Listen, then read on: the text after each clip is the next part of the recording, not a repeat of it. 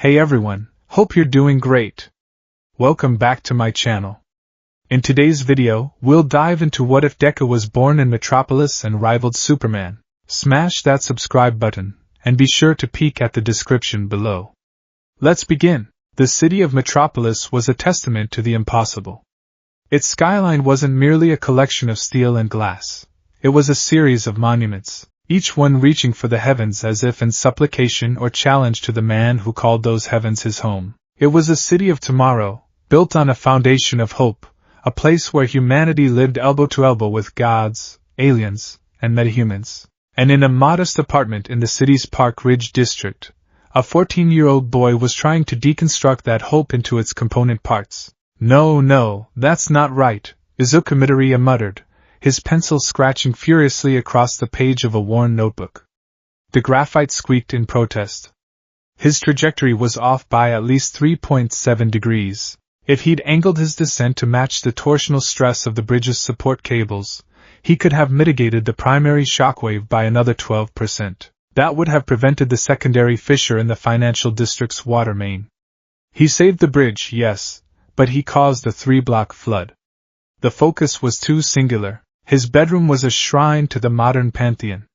Posters of Superman, the Flash, and Green Lantern adorned the walls. A meticulously assembled model of the Watchtower sat on his dresser, but his desk was a war room.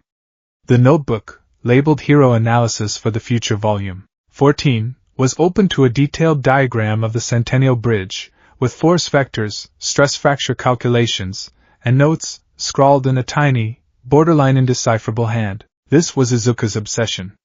In a world where power was a genetic lottery, an alien birthright, or a cosmic accident, Izuku Midoriya was nothing. He was born without a metagene, without a drop of alien blood, without so much as an allergy to magic. He was, in the grand, chaotic scheme of Metropolis, completely and utterly normal, and he hated it. But where others might have fallen into despair, Izuku turned to analysis. He couldn't lift a car, but he could calculate the physics of it. He couldn't fly, but he could chart flight paths and analyze atmospheric drag. He consumed every piece of information he could find: news reports, engineering manuals, eyewitness testimonies, grainy online videos. He didn't just worship heroes, he studied them with the intensity of a general studying his enemy. His primary subject, the sun around which his entire world orbited, was Superman. He revered the Man of Steel with every fiber of his being. Superman was the ultimate symbol of heroism, a beacon of unwavering morality. But that reverence didn't blind him.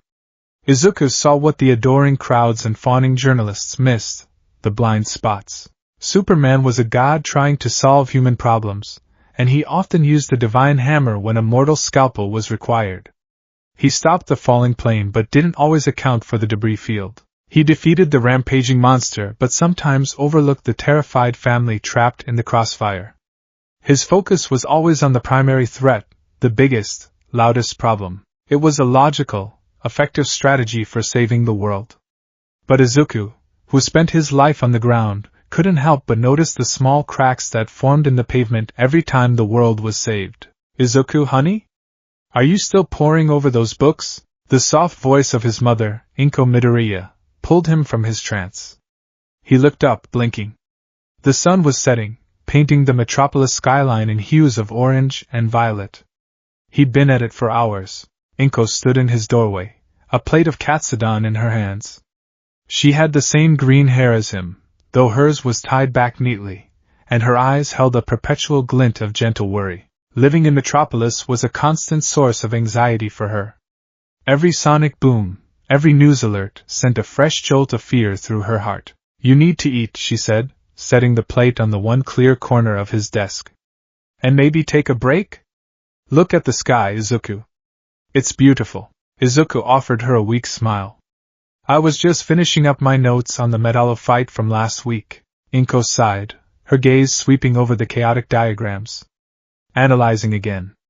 Izuku, I know you admire him, but don't you think it's a little unhealthy? To pick apart every little thing he does? He's a hero, he does his best. But what if his best isn't good enough?" Izuku blurted out, the words tumbling out with a passion that surprised even himself. I don't mean he's a bad hero. He's the greatest. But he's one person, Mom. He can't be everywhere. He can't see everything. He thinks on a macro scale, save the city, save the world. But what about the people inside the city? The ones who lose their homes to a stray heat vision blast or their jobs because their workplace was acceptable collateral damage? There has to be a more efficient way. A more human way. Inko's heart ached. It was the same fire she saw in his eyes when he was 4 years old, watching old footage of Superman's first appearance and declaring, I want to be a hero like him. The doctor's diagnosis a year later, a complete lack of any metahuman markers, had almost extinguished that fire. Almost. Instead, it had simply changed its nature, turning from a hopeful blaze into a focused, analytical flame. Just be careful, honey, she said, placing a gentle hand on his shoulder. It's a dangerous world for people who look too closely. She left him to his meal, the scent of pork and egg a comforting anchor in his turbulent thoughts. The next day at Metropolis High, the air was thick with the usual teenage melodrama, amplified by the city's unique circumstances. The conversation wasn't about who was dating whom, but about whose uncle's car got melted by atomic skull last Tuesday. Did you see the Star Labs Tech Expo flyer? A student named Mark said, leaning back in his chair with an air of practiced nonchalance. Mark was the kind of person who treated being born with a minor metagene, in his case, the ability to marginally increase the density of small objects, as a major accomplishment. My dad's got connections. He's getting me a press pass. They're unveiling a new clean energy initiative. Probably alien tech reverse engineered. Izuku, sitting a few rows away, felt a familiar pang of envy. He'd been saving up his allowance for a general admission ticket for months. The expo was a chance to see the cutting edge of human ingenuity, the very tools he believed could supplement the work of heroes. What's the point, Midoriya? Mark called out, noticing Izuku's interest. You gonna take notes on how a fusion reactor works? Maybe you can write a strongly worded letter if it gets attacked. A few of his friends snickered. Izuku shrank in his seat, his face flushing crimson. This was his life. The quirkless wonder, they sometimes called him, a nickname dripping with condescending irony. In a city of wonders, his lack of any was a bizarre curiosity. Leave him alone, Mark, a girl named Sarah sighed. It's not his fault he's baseline. The word baseline was supposed to be a polite term, but it felt like a brand. Izuku gripped his pencil, focusing on the history lesson being projected at the front of the class. The Age of Heroes, Societal and Economic Impacts. The arrival of Superman heralded a new era, the teacher droned on. While metahuman activity has led to an estimated $3 trillion in property damage globally over the past decade, the technological and societal boons, from alien technology to a unified global defense initiative, are incalculable. Metropolis stands as the prime example of this symbiotic, if often volatile, relationship. Izuku stared at the screen, a picture of Superman lifting a collapsed section of a highway. He saw the hero, but he also saw the crushed cars beneath, the terrified faces in the crowd, the firefighters who were now redundant in the face of a man who could do the work of 1,000. He saw progress, but he also saw humanity that was slowly becoming a spectator in its own story. He wasn't just baseline, he felt like a relic. Later that afternoon, clutching his hard-earned ticket, Izuku rode the Metropolis monorail, its sleek silver form gliding silently between skyscrapers. The Star Labs Expo was on the city's west side, and the express line offered a breathtaking panoramic view. He sat with his notebook open, but for once, he wasn't analyzing. He was sketching. He charted the interlocking grid of the streets below, the placement of emergency service hubs, the structural weak points of the older buildings, an unconscious habit of mapping the city's bones. The car was filled with a low, excited hum.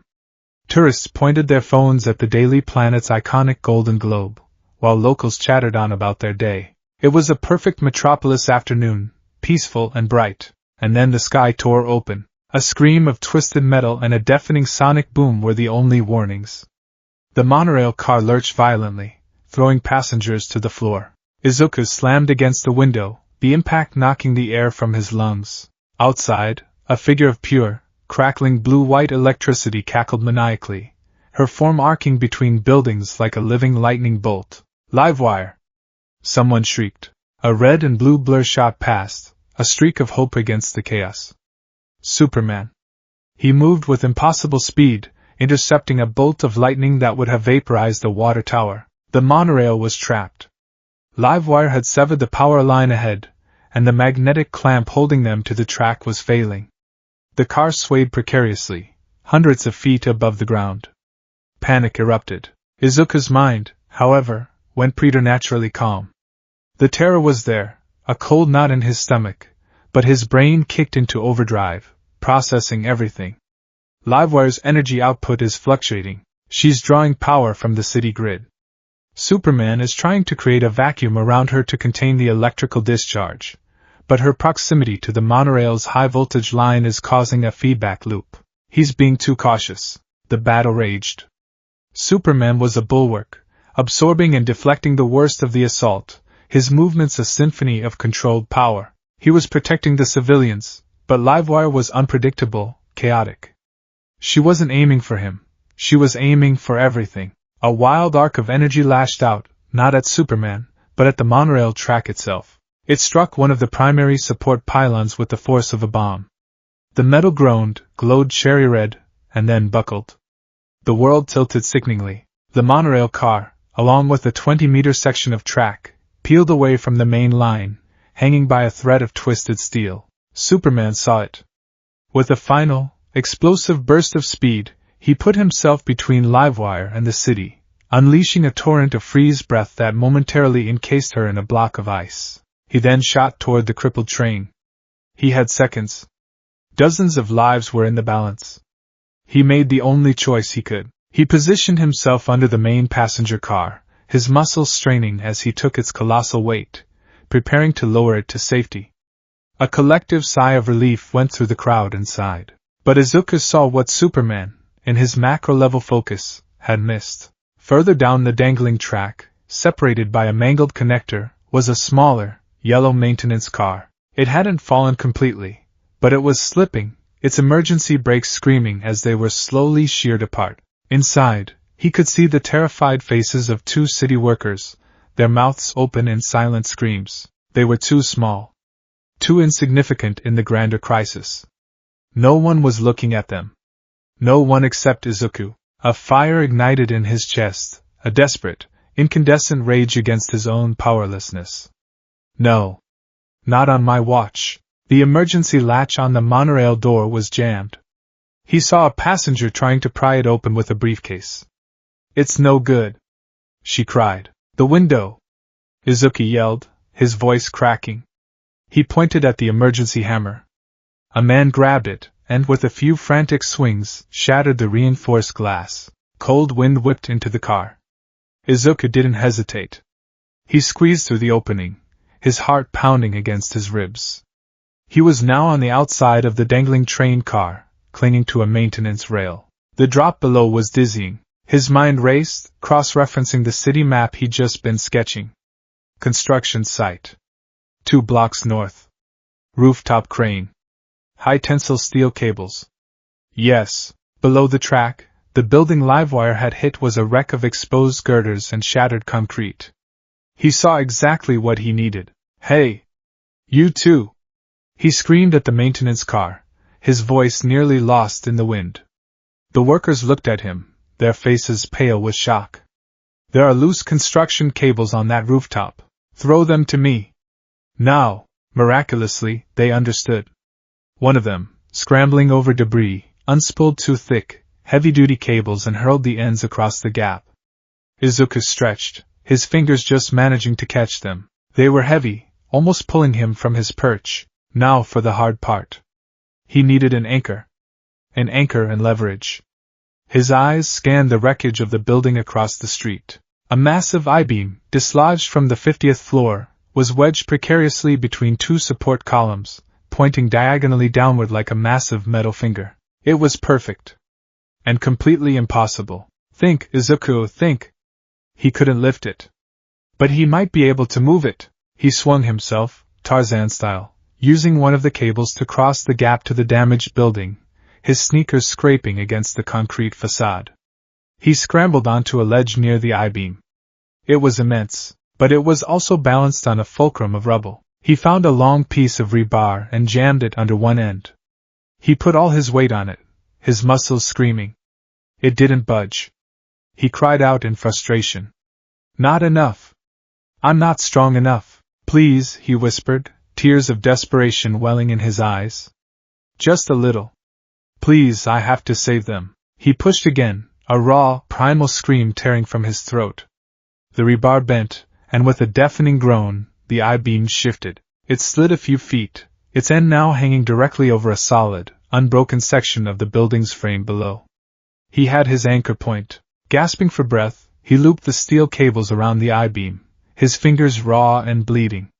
He secured them with a series of frantic, complex knots he'd learned from a Boy Scout manual he'd read years ago. He then tossed the other ends back to the maintenance workers. Secure them to the car's main chassis, he yelled, his voice hoarse. Wrap them as tight as you can. He watched as they scrambled to obey.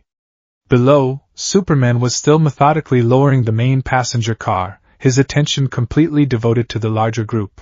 He hadn't seen the lone boy playing a desperate game of physics with the lives of two men in the balance. The last strands of the monorail track holding the maintenance car snapped. It dropped. Izuku's heart stopped. The car fell a terrifying 10 feet, and then, with a sound like a thunderclap, the cables snapped taut. The I-beam groaned under the sudden, immense strain, but it held. The makeshift counterbalance worked. The maintenance car swung violently, smashing against the side of the building, but it did not fall. The workers were safe. Izuku collapsed onto the ledge, his body trembling, his limbs feeling like jelly. He had done it. He, the baseline, powerless boy, had saved someone. A giddy, hysterical laugh escaped his lips. It was in this moment of exhausted triumph that he saw it. Half buried in the rubble near him was a chunk of rock, no bigger than his fist. It was unlike any rock he had ever seen. It was a deep, obsidian black, but a faint, emerald green light pulsed from within, seeming to beat in time with his own frantic heart. Veins of the same green energy crisscrossed its surface like a living circuit board. It must have been part of whatever device Livewire had been using as a power source, blasted free when Superman intervened. He felt an inexplicable pull towards it, a strange hum that resonated deep in his bones. The chaos of the city, the sirens, the distant roar of Superman finally subduing Livewire for good, all of it faded into a dull background thrum. All that mattered was the stone. He reached out, his hand trembling. He didn't know why. It was pure instinct, a magnetic attraction he couldn't fight. The pulsing green light intensified as his fingers drew near. It felt warm. It felt like hope. Like power. Like an answer to a prayer he'd been whispering his entire life. I want to help. I want to save everyone. With a smile, the thought, his oldest and most desperate wish, echoed in his mind. The moment his skin made contact with the meteorite, the world exploded into green light and white-hot pain. The energy didn't just touch him, it invaded him. It poured into his veins, a torrential, alien power that felt like it was rewriting his DNA strand by strand. He screamed, but the sound was swallowed by the roaring in his ears. The stone glowed with the intensity of a small sun before shattering. Most of it crumbled into incandescent dust that was whipped away by the wind. But a single, razor-sharp shard, no bigger than his thumbnail, drove itself deep into the palm of his hand, searing his flesh. The light vanished. The pain remained, a burning fire spreading from his hand up his arm. The world swam before his eyes, the edges of his vision turning black. He heard a powerful whoosh of air nearby. Superman had landed on the ledge beside the maintenance car, his face a mask of confusion as he took in the impossible, jury-rigged safety line. Incredible, the Man of Steel murmured, his voice a deep, resonant bass. Who? His gaze swept the area, but Izuku was already gone.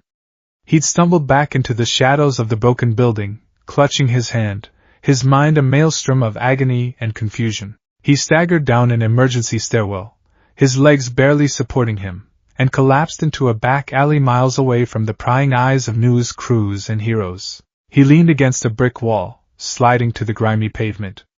His head spun. The shard in his hand throbbed with a sickly green light, the pulse of the power now beating inside him. He felt different, changed.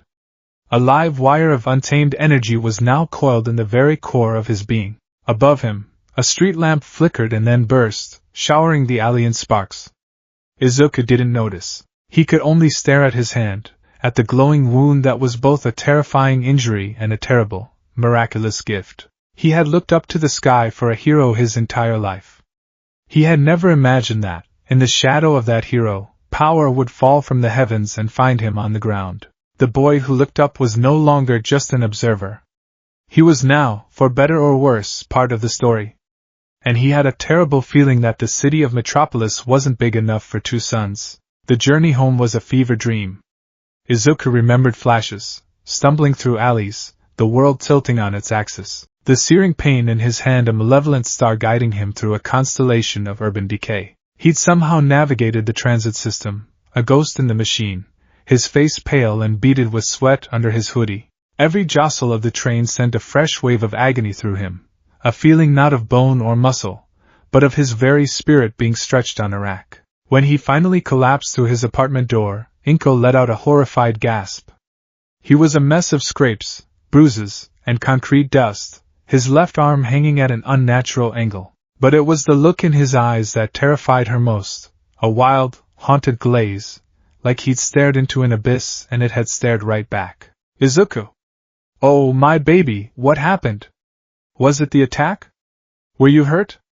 She rushed to him, her hands fluttering over his injuries, afraid to touch him. I'm fine, Mom, he mumbled, the lie tasting like ash in his mouth. I fell. In the panic. She didn't believe him for a second, but she was too consumed by worry to press.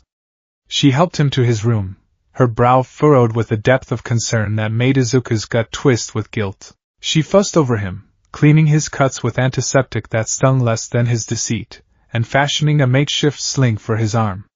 The break was clean, he thought with a strange, clinical detachment, a hairline fracture of the radius. He knew because he could feel the grating of bone, and because he'd memorized 3 different medical textbooks on trauma injuries. He spent the next 2 days in bed, drifting in and out of a restless, feverish sleep.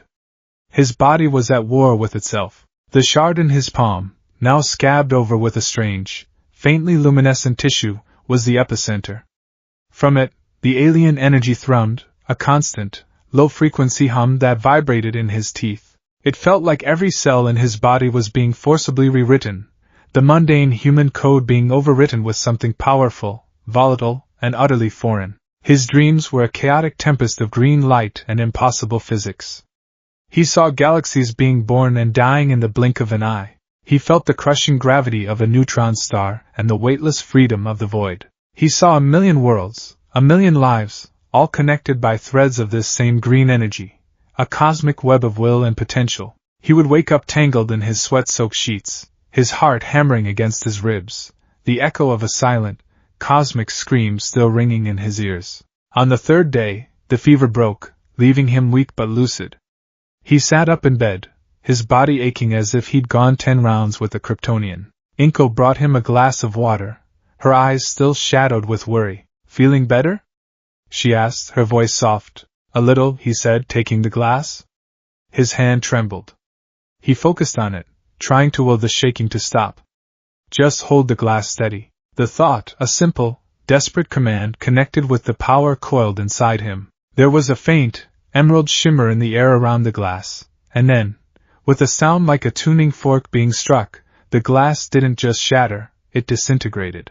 It turned to a fine, glittering powder that cascaded through his fingers, the water splashing onto his blanket in a dark, spreading stain. He and Inko stared, mouths agape. The silence was thick and heavy. Izuku started, his voice a choked whisper. I don't know how. Inko backed away slowly, her hand flying to her mouth. It wasn't fear of him, but fear for him. This was Metropolis. Strange powers manifested all the time, but they were usually accompanied by a Star Labs diagnosis, a government registration form, a path to follow. This was wild. Uncontrolled. It's okay, honey, she said, her voice trembling slightly. It's okay. We'll figure this out. Maybe we should call someone. Dr. Hamilton at Star Labs. No. Izuku's reply was sharp, almost frantic. He didn't know what this power was, but he knew it was connected to that meteorite fragment, a piece of technology from a villain's arsenal. He couldn't risk being treated like an experiment, or, worse, an accomplice. No doctors. Not yet. Please, Mom. I just need to understand it. Later that evening, the weight of his secret and the simmering power under his skin became unbearable. He was a bottle of nitroglycerin, and his bedroom felt like a shoebox. He paced back and forth, clutching his still aching left arm. The helplessness, the confusion, the memory of Superman's condescending dismissal, it all churned within him, a cocktail of frustration and fear. Why me? What is this thing inside me? I can't even control it. I'm useless. He punched his wall in a fit of pure, childish rage. It was a mistake. The moment his knuckles connected with the drywall, he felt the power surge, not from his arm, but from his very core, answering the call of his emotional outburst. It wasn't a punch, it was a detonation. His fist passed through the wall as if it were smoke. There was a deafening crack, and a plume of plaster dust erupted into the room. When it cleared, there was a hole the size of a dinner plate in the wall, the wooden studs behind it splintered into matchsticks. On the other side, in the hallway, a framed picture of him and his mother, as a child, had been blasted off its hook and lay shattered on the floor. Izuku stared at his hand. It was raw, the knuckles scraped and bleeding, but it wasn't broken. The power had taken the brunt of the impact, channeling his anger into devastating kinetic force. From the living room, Inko cried out, "Izuku, what was that?" He couldn't answer. He was frozen, horrified by the casual destruction he just wrought. This power wasn't a tool. It was a weapon, and he was a child holding a loaded gun with no safety. Panicked, he looked at the ceiling, a desperate thought of escape filling his mind. I need to get out of here. I need to be somewhere I can't break anything. That thought, that desperate will for vertical movement, was all it took. The power surged again, this time to his feet. He didn't jump. He was launched. He shot upward with the force of a cannonball, a strangled yelp escaping his lips. He slammed into the ceiling, his head connecting with a sickening thud. The plaster cracked and groaned around him before he dropped back to the floor, landing in a heap, his vision filled with flashing stars. He lay there, groaning, a new goose egg forming on his head. The power was directly, terrifyingly linked to his will, his emotions. It was a muscle, just as the outline had suggested, a metaphysical muscle he had never known he possessed.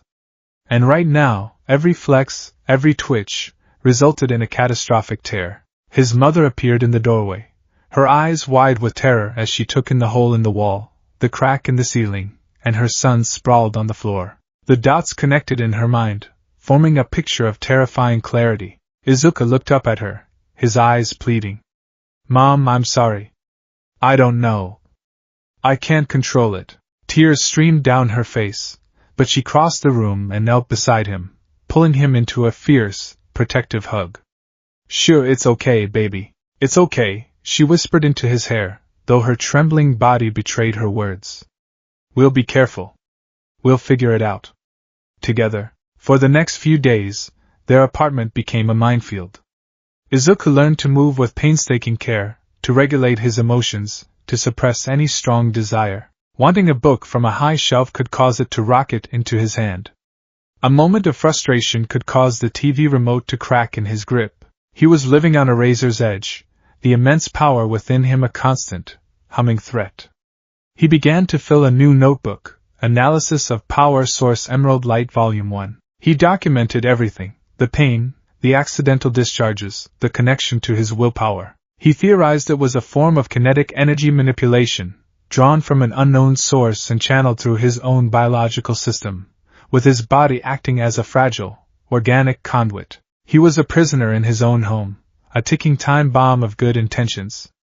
But the heart of a hero beats even in a cage. One night, while meticulously trying to eat his dinner without accidentally launching his chopsticks through the table, the familiar sound of his police scanner crackled to life from his desk. He'd kept it on out of habit, a connection to the world of heroes he felt further from than ever. Requesting all available units, the dispatcher's voice was tight with urgency. Armored car robbery in progress at the corner of 52nd and Grand. Suspects are confirmed in Turgang. Repeat, confirmed in Turgang, armed with apocalyptic tech energy rifles. Proceed with extreme caution. Superman is off-world, responding to a deep space distress call from the Green Lantern Corps. The words hit Izuku like a physical blow. In Turgang. Apocalyptic tech. Superman is off-world. The city was vulnerable. People were in danger. The police, brave as they were, would be horrifically outgunned. They would die. He looked at his trembling hands, at the hole in his wall, at the lingering fear in his mother's eyes whenever he moved too quickly. He should stay. It was the sane, rational thing to do. He was untrained, unstable, a danger to himself and everyone around him. But the image of those two workers on the monorail flashed in his mind. The feeling of their lives hanging in the balance, and the incredible, terrifying power of his will to save them. He had done it once when he was powerless. Now he had this monstrous, chaotic force at his command. To sit here and do nothing felt like a betrayal of the very idea of being a hero. It felt like sacrilege. I have to go, he said, his voice quiet but firm. Inko, who had been washing dishes, froze. She turned, her face a mask of pleading. Izuku, no. You can't. It's too dangerous. You're not him. I know I'm not him, Izuku said, standing up. The pain in his arm was a dull throb, a reminder of his fragility. But he's not here. And they are. If there's even a small chance I can help, I have to take it. He went to his closet and pulled out a plain, dark green hoodie. He grabbed a black fabric face mask he bought for a school festival and never used. It wasn't a costume. It was a desperate attempt at anonymity. Izuku, please. Inko begged, tears welling in her eyes. He walked over and hugged her tightly, carefully. I'll be careful, he promised, a vow he had no idea if he could keep. But I can't just sit here and listen to people get hurt, Mom.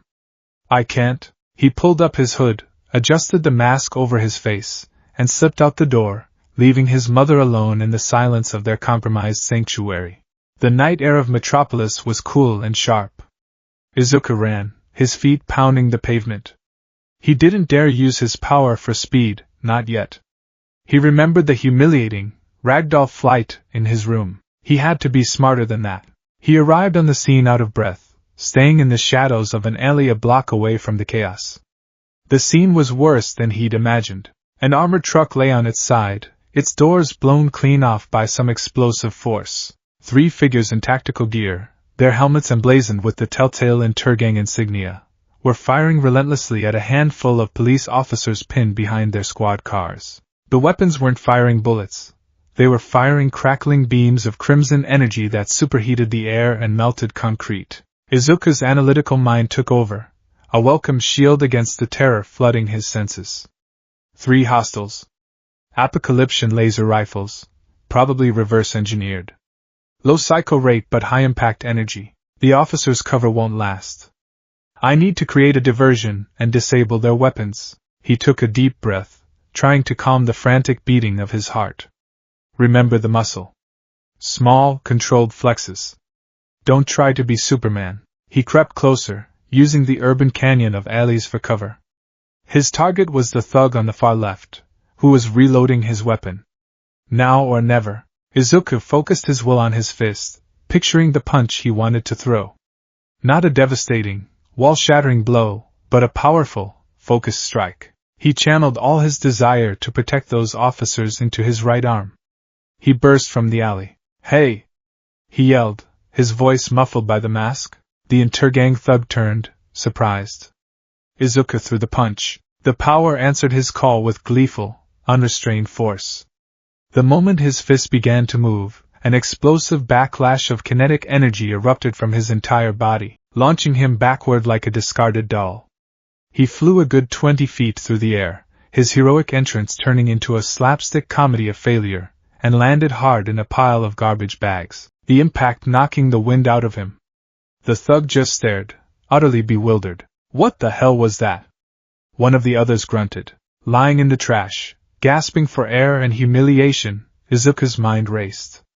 Okay. Plan A, direct confrontation, catastrophic failure. The recoil is proportional to the output.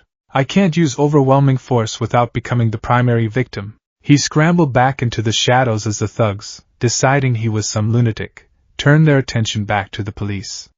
He needed a new plan. He couldn't emulate a hero who was a living sledgehammer. He had to be the scalpel. He peered around the corner. The thugs were advancing. One fired a shot that vaporized the engine block of a police car, which erupted in flames. The officers were trapped. Don't punch them. Just stop the projectiles. The thug on the right aimed his rifle. Izuku focused not on his fist, but on the space directly in front of the nearest officer. He didn't try to create a solid wall. He pictured a small, sudden burst of force, like a firecracker going off. He flexed that internal muscle, just a twitch. A crimson beam shot from the rifle. Just before it hit the officer, the air in front of him shimmered, rippling like a heat haze. There was a sharp whump of displaced air, and the energy beam was deflected, splashing harmlessly against a nearby wall. It worked. The backlash was minimal, a sharp, static-like jolt that ran up his spine, but it was manageable. The officer stared, confused, while the thug looked at his weapon as if it had malfunctioned. Izuku felt a surge of adrenaline-fueled hope. He could do this. Another thug fired. Izuku created another kinetic burst, this one more refined. He didn't just block the shot. He angled the burst, redirecting the beam into the tires of the armored truck. The rubber exploded with a loud bang. Now he had their attention. The three Intergang members turned towards his alley, raising their weapons. Some freak metahuman. One of them yelled. Light him up! 3 crimson beams lanced through the darkness toward him. Panic seized Izuku for a second, but his training, the endless hours of analyzing hero fights, kicked in. He didn't stand his ground. He moved. He tried to use the power on his legs, not for a jump, but for a push. A small one. Just a little speed. It was still too much. He shot forward, stumbling over his own feet, his limbs unable to keep up with the sudden acceleration. He looked like a newborn fawn trying to run on ice. But it was enough. He careened past the entrance of the alley just as the energy beams scorched the brick where he had been standing. He was out in the open now, clumsy and exposed. He had to end this. He couldn't fight them, he couldn't outrun them, but maybe he could outthink them. His eyes darted around, his brain processing the battlefield. The overturned truck, the weakened streetlights, the fire hydrant on the corner. He saw it, a strategy born from desperation and physics. He pushed off his feet again, a stuttering, uncontrolled dash that took him toward the truck. A thug tracked him, firing a beam. Izuku threw up a kinetic shield, the impact jarring his entire body. He felt a sharp pain in his ribs, a sign that even these small bursts were taking a toll. He reached the truck and slapped his hand on its undercarriage. He didn't try to lift it. He channeled a focused, vibrating pulse of energy into the frame, aiming for the rear axle, which was already damaged from the crash. Metal groaned and shrieked as microscopic stress fractures spiderwebbed through the steel. What's he doing? Just shoot him. Another beam headed his way. This time, Izuku was ready. He pulsed a tiny, precise burst of energy at the ground just in front of him. The kinetic force kicked up a cloud of asphalt dust and debris, obscuring his position for a precious second. He used that second to scramble away. He had one last move. The lead thug, frustrated, charged forward, ready to finish him off at point-blank range. This was it. All or nothing. Izuku focused all his remaining strength, not into a punch, not into a shield, but into one final, devastatingly precise push. He slammed his good hand against the pavement, channeling the energy downward. The concrete cracked. A geyser of pressurized water erupted from the fire hydrant he'd been subtly weakening with small vibrations. The thug was hit square in the chest by a column of water moving with the force of a battering ram. He was lifted off his feet and slammed against the wall, his high-tech rifle clattering to the ground. Seeing their leader taken out, the other two hesitated. That was all the opening the police needed. Freed from the suppressing fire, they advanced, their own weapons finding their marks. Within seconds, the remaining 2 Intergang members were subdued. It was over. Izuku leaned against the wall, his body screaming in protest. His broken arm was a fiery agony, and he was fairly certain he'd cracked 2 ribs from the kinetic backlashes. The fight had been messy, clumsy, and terrifying. But he had done it. He had saved them. A ragged, triumphant grin spread across his face beneath the mask. A powerful whoosh of air, like a miniature tornado, signaled a new arrival. Izuku's blood ran cold. He looked up to see a figure descending from the sky, landing with impossible grace amidst the flashing police lights. Superman. He wasn't off-world after all. The scanner must have been working off old intel. The Man of Steel stood there, a paragon in red and blue, his expression unreadable as he surveyed the scene. The captured thugs, the relieved officers, the damaged street, and the strange, green-hooded figure leaning in the alley. Izuku's heart hammered in his chest for a completely different reason now. This was his hero. His idol.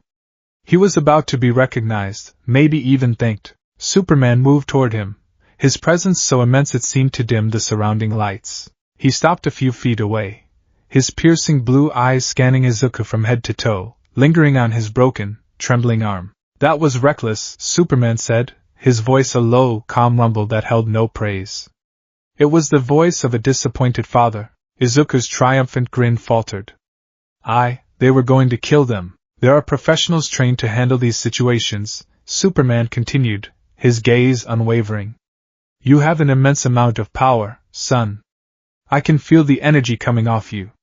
But it's wild, uncontrolled. You could have gotten yourself killed.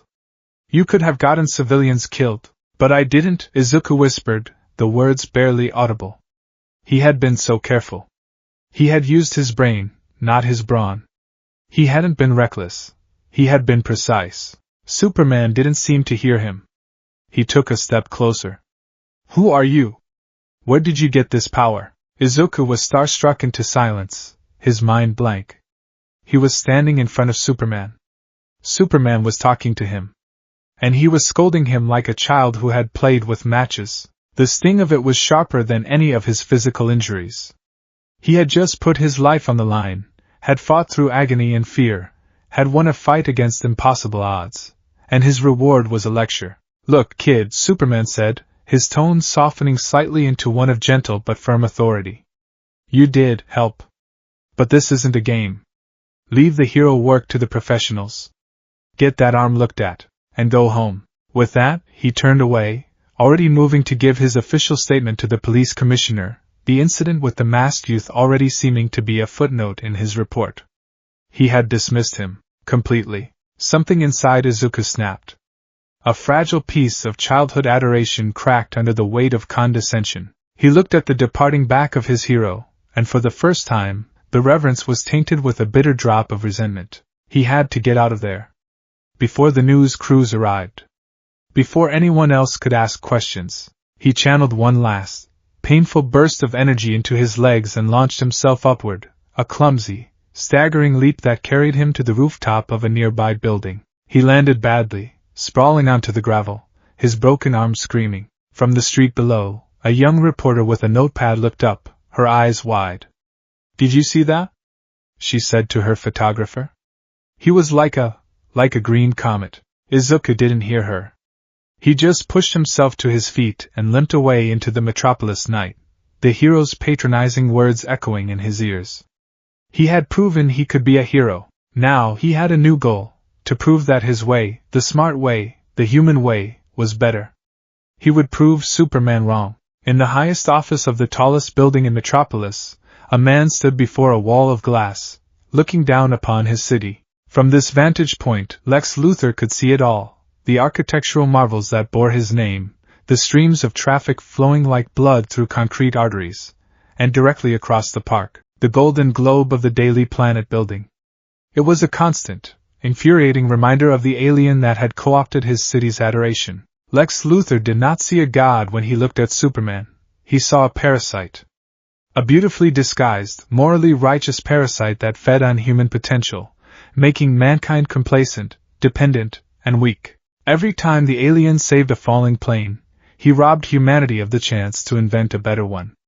Every time he stopped a villain, he stunted the growth of humanity's own protectors. He was a ceiling, a beautifully painted, star-spangled ceiling that prevented humanity from ever truly reaching for the heavens on its own. Status report, Mercy, Lex said, his voice a calm, resonant baritone that filled the sterile, minimalist office.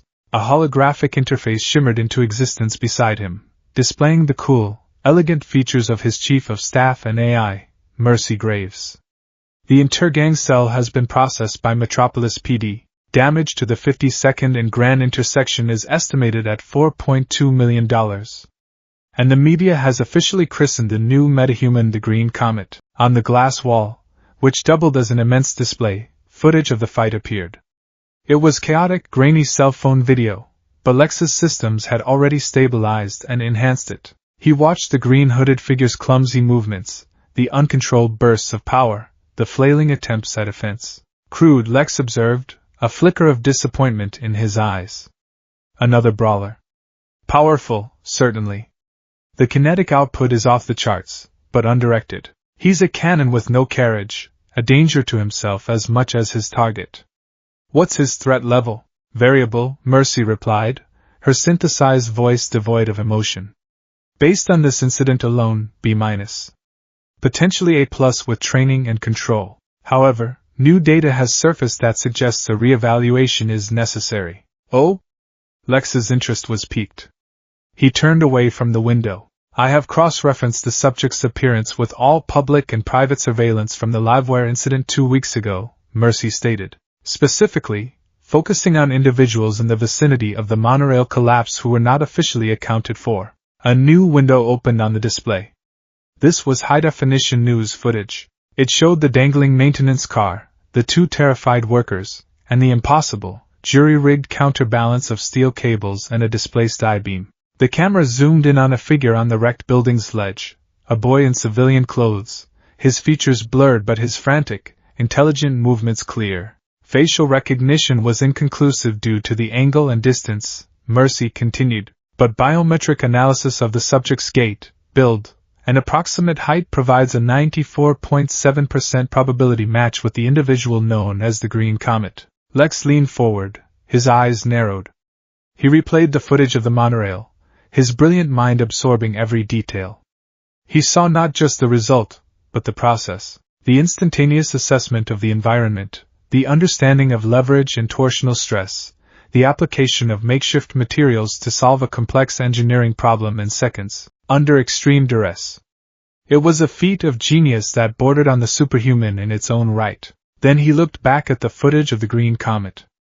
The clumsy fight, the inefficient power usage, but also the cleverness, the redirection of energy bolts, the destabilization of the truck's axle, the weaponization of the fire hydrant. It wasn't the work of a brawler. It was the work of a physicist forced into a street fight, desperately trying to apply calculus to a boxing match. A slow, predatory smile spread across Lex Luthor's face. This was not another metahuman brute. This was not another alien or magician. This was a human mind, a brilliant one, that had somehow, through accident or design, been gifted with immense power. He didn't have the power when he saved the maintenance car, Lex murmured, thinking aloud. He acquired it after. The power isn't the point, Mercy. It's a new variable, an incredible one, but the mind controlling it is the real weapon. He is the embodiment of my philosophy. For years, Lex had poured billions into trying to grant humanity the power to defend itself. He'd funded metagene activation programs, built advanced weaponized suits, and delved into sciences man was not meant to know. The results were always flawed, unstable, or corrupt. But here, the universe had simply handed him the perfect specimen. A human, elevated. The potential was staggering. He could be shaped, molded, and aimed. He could be the proof Lex needed to show the world that they didn't need a blue and red god from another world. They just needed to unlock the potential within themselves. Forget the vigilante, Lex commanded, his voice sharp with purpose. Find the boy. The genius from the monorail. The media must have a name for him by now. I want to know everything. His school, his family, his favorite flavor of ice cream. And prepare the LexCorp Prometheus grant. It's time we invested in the future of Metropolis. The world had become a minefield for Izuku Midoriya. His apartment was a maze of invisible tripwires. A simple act like opening a jar of pickles required the mental focus of a bomb disposal expert. He lived in a state of constant, low-grade tension, the power humming beneath his skin like a trapped hornet's nest. His broken arm was healing at an unnaturally fast rate, the hairline fracture already knitting itself together, another bizarre side effect of his new biology that he had to hide from his mother. The worst part was the night. Lying in the dark, the energy inside him seemed to grow louder, more insistent. He could feel the city around him, a faint, thrumming web of kinetic potential, the rumble of the subway, the vibrations of cars on the street, the hum of a million air conditioners. It was a sensory overload that left him exhausted and on edge. Superman's dismissal echoed in his thoughts, a bitter refrain. Leave it to the professionals. The words were a brand on his soul. He had rewatched the footage of his fight as the Green Comet 100 times on the internet forums that had sprung up overnight. The public was divided. Some called him a hero. Others, a reckless menace. A columnist for the Daily Planet, a sharp-witted woman named Lois Lane, had written an article that cut him to the quick, praising his bravery but questioning his methods and lack of control. She was right, and that made it hurt even more. His newfound, and entirely separate, fame was even more disorienting. The story of the monorail boy genius had been picked up by every major news outlet. He was the human interest story that emerged from the rubble of the Livewire attack. A brave, quick-thinking kid who had saved 2 lives with nothing but grit and a working knowledge of physics. He'd given a short, awkward statement to the press, downplaying his role, before retreating into the anonymity of his home. At school, he was suddenly a celebrity. Students who used to mock him as the quirkless wonder now looked at him with a mixture of awe and confusion. Mark, the boy with the minor density shifting power, now actively avoided his gaze. It was a hollow, uncomfortable validation. They were praising his mind, yes, but it was a pale shadow of the heroic recognition he had craved his entire life. One afternoon, a week after the Intergang incident, the mail arrived. Inko was sifting through the usual bills and flyers when she stopped, holding a long, heavy envelope made of thick, cream-colored cardstock. In the top left corner, embossed in gleaming silver, was the unmistakable logo of LexCorp. "Izuku," she said, her voice barely a whisper. It's for you." Izuku came out of his room, his heart giving a nervous flutter. He took the envelope. His name and address were printed in elegant, sharp calligraphy. He carefully broke the wax seal, which was stamped with Lex's personal crest. Inside was a letter, printed on paper so fine it felt like silk, and a heavy, silver-plated invitation card. The letter was from Lex Luthor himself. It praised Izuku's unparalleled ingenuity and courage during the monorail incident, calling him a shining example of the boundless potential of the human spirit. It went on to say that LexCorp was committed to nurturing the next generation of great minds and, to that end, was offering Izuku the inaugural Prometheus grant, a full scholarship to Metropolis University, a paid internship at LexCorp's Advanced Research Division, and a personal mentorship under Luthor himself. The invitation was for a private meeting at LexCorp Tower the following day to formally accept the grant. Izuku read it 3 times, the words blurring together. It was unreal. A full ride. An internship at the most advanced tech company on the planet. A chance to work with, to learn from, the man who had single-handedly rebuilt half of Metropolis. It was the dream of a lifetime, and it was terrifying. He knew who Lex Luthor was. He had a whole section in his hero analysis notebook dedicated to him, detailing his corporate ruthlessness, his political maneuvering, and his well-documented, obsessive rivalry with Superman. The man was brilliant, a philanthropist on a scale the world had never seen, but he was also cold, calculating, and dangerous. "This is wonderful, Izuku," Inko said, her initial shock giving way to a surge of maternal pride. A tear rolled down her cheek. "All your hard work, your studying, it's all paid off. He sees how special you are." "I don't know, Mom," Izuku said, his voice heavy with doubt. "It's Lex Luthor." Inko's smile faltered. She knew the stories too. "He's a complicated man," she admitted. "But this is an opportunity to use that wonderful brain of yours to help people. The right way." A safe way, without, She gestured vaguely, a silent reference to his broken walls and shattered glasses. Her words struck a chord. This was a path.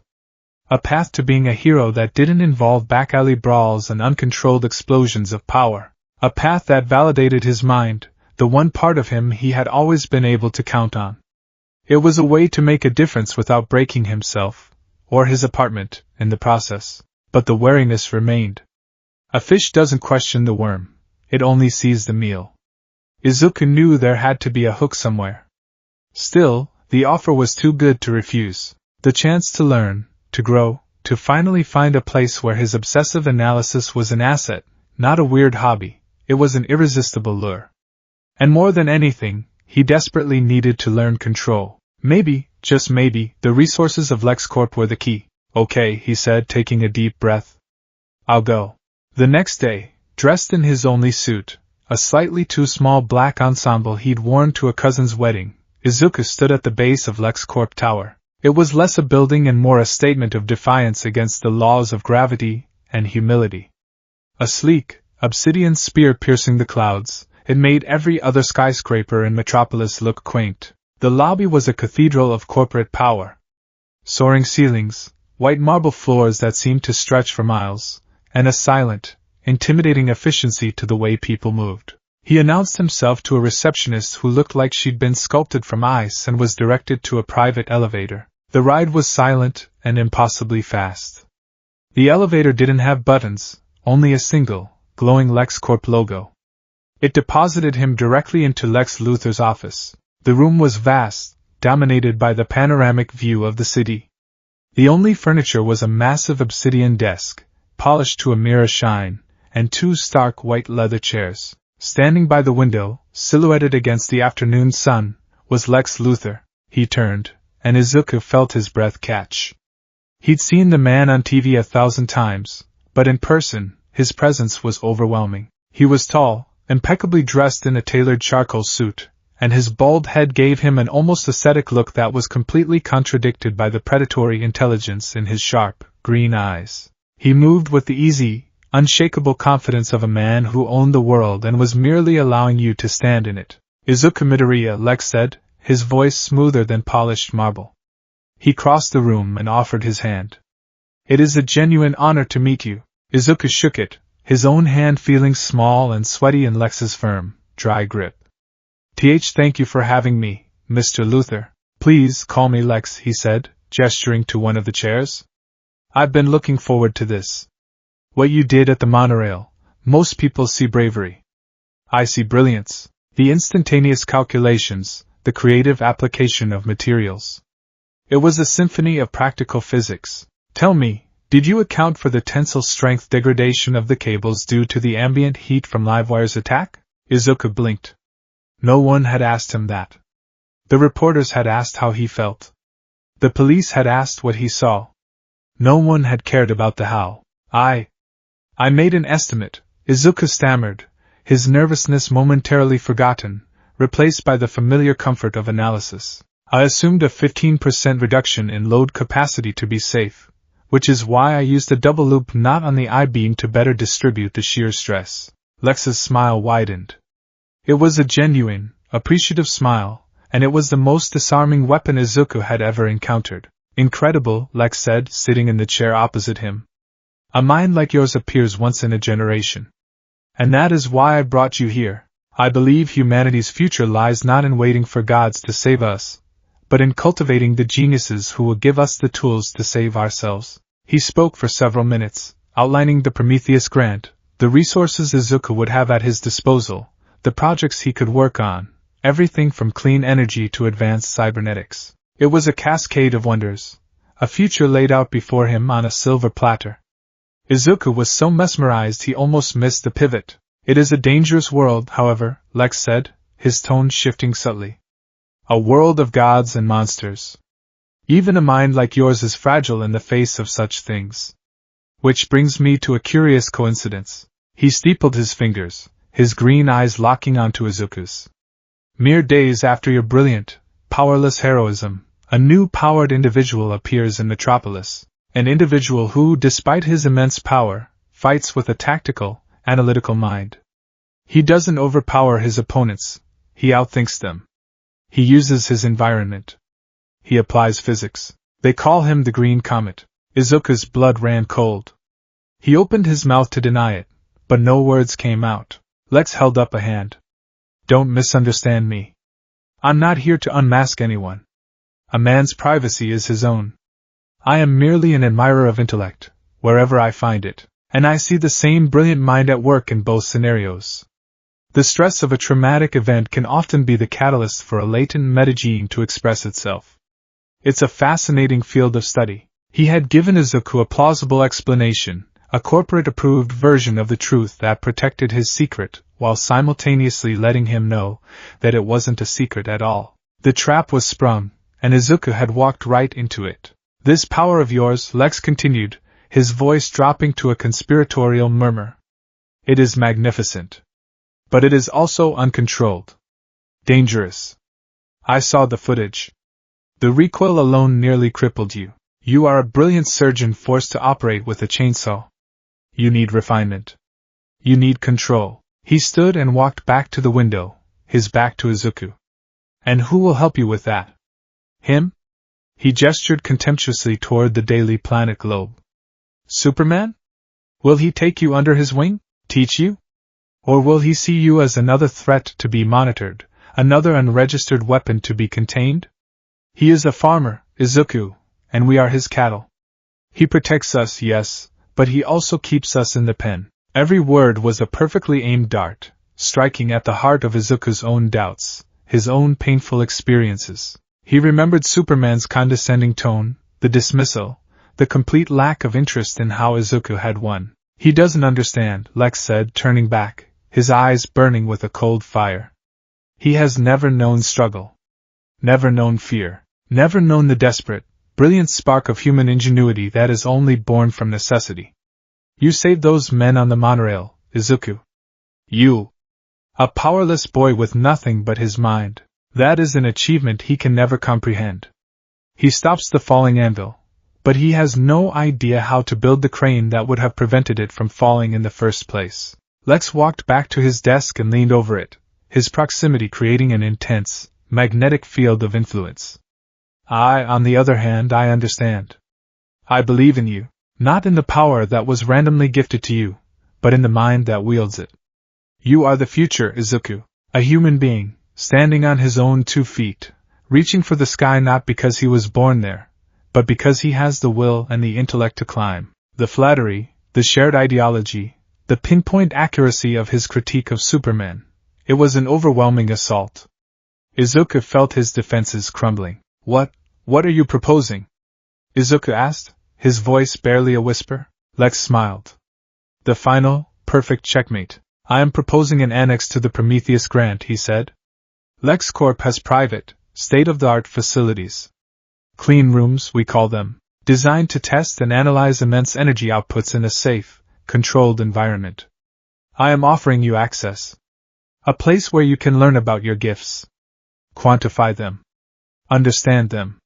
Control them. No judgment. No registration. Only science. Only progress. This was the devil's bargain. The hook inside the worm.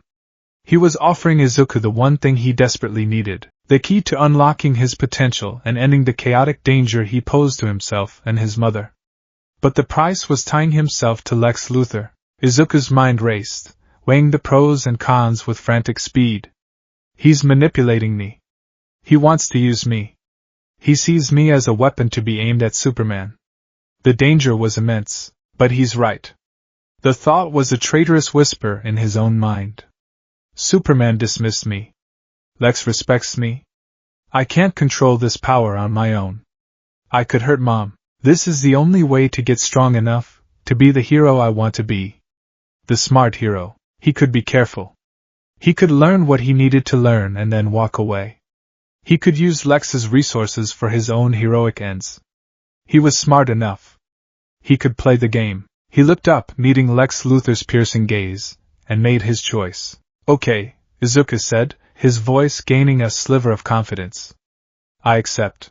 An hour later, Izuku found himself in the sub-basement of LexCorp Tower, a level that did not appear on any public schematic. The elevator doors opened into a vast, circular chamber, stark white and illuminated by cold, recessed lighting. The air smelled of ozone and sterilized metal. This was the clean room. A calm, professional woman in a lab coat, who introduced herself as Dr. Alvarez, led him to the center of the room.